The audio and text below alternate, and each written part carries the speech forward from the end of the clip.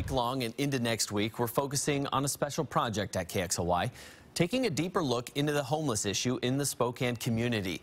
Tonight, we're putting you in the shoes of a family who is working towards a new life, one that includes a roof over their heads. But their story goes much deeper than that.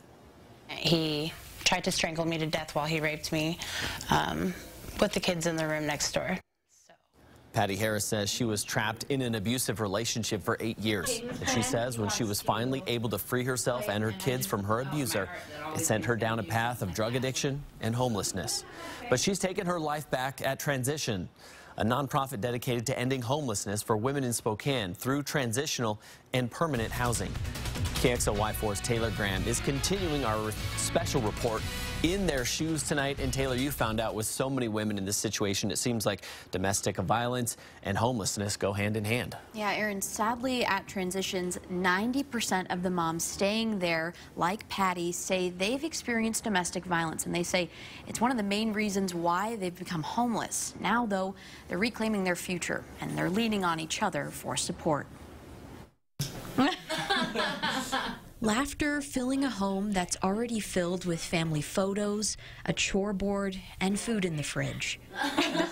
For so long, this has been Patti Harris's dream, one she never thought she'd actually realize. You know, I've always dreamed, of being in a better situation in our own place, but like in the back of my mind, I knew doing what I was doing, I'd never get there. Because for so long, Patti says she was trapped. It started with, being in a domestic violent relationship for almost 8 years. When he went to jail, I had moved from town to get away from the situation.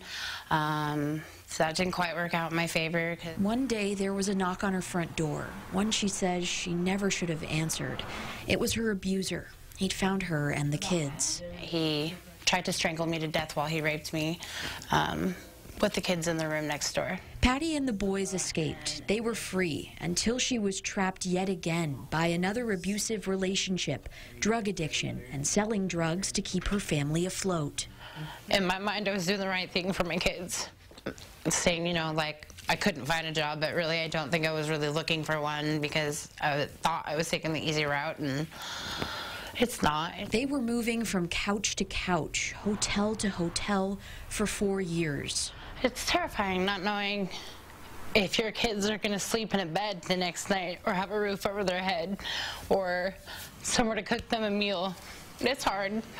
It definitely can destroy your soul a little bit. We were literally in a tent in a field, and after the second night of doing that, I think I just woke up one morning and I was like, I can't do this to my kids anymore. That's when a former coworker drove her and the boys here to Spokane, where Patti knew she'd find the help she so desperately wanted and needed to free her family at the Union Gospel Mission, at Catholic Charities, and eventually here at Transitions. And the things that I feel like I've exposed my kids to that, no child should ever be exposed to, that's a terrible feeling.